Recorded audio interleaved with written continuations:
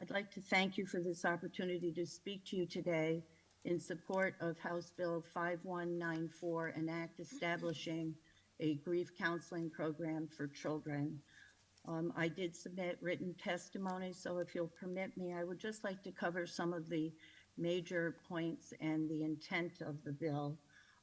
First, let me say that I truly believe there's a need for more grief counseling in our state. As I looked at this issue, I discovered that actually 1 in 15, 16 children have lost a parent, a grandparent, or a loved one in our state. And I don't believe that we have enough grief counseling support to address these needs. You know, that children go through a very complex emotional areas when they have the loss of a loved one.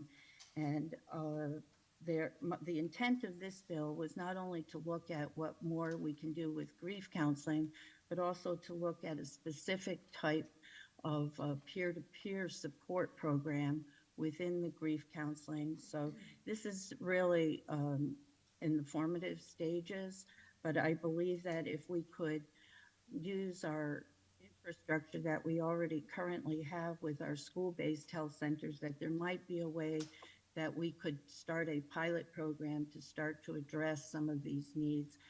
I know long-term we would probably have to expand it quite a bit.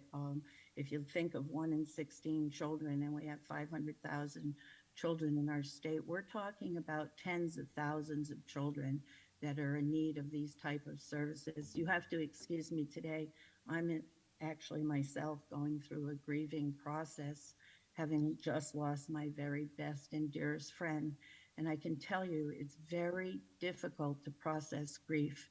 And when you think about our children and how much more difficult it can be for them, so I think it's incumbent upon us to really examine this issue closely as we move forward, to see what can we do as a state, to look to see what opportunities are out there.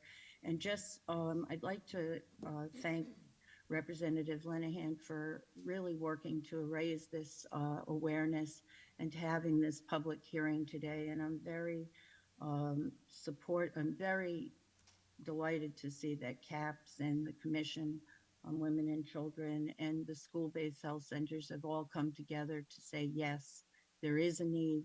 Let's continue to work on it together to see if we can't find the solutions so that eventually we can address all of these needs. So may not be as clear as I'd like to be today, but I can tell you that the peer-to-peer support programs, from what I have done, my small research, that they seem to have a very beneficial impact on the children because they're experiencing the same type of loss and pain together, and they relate very well to each other. Of course, that would be done with the appropriate clinician in place so that it was done in a constructive manner, because the ultimate goal is to set these children on a path of healing and hope.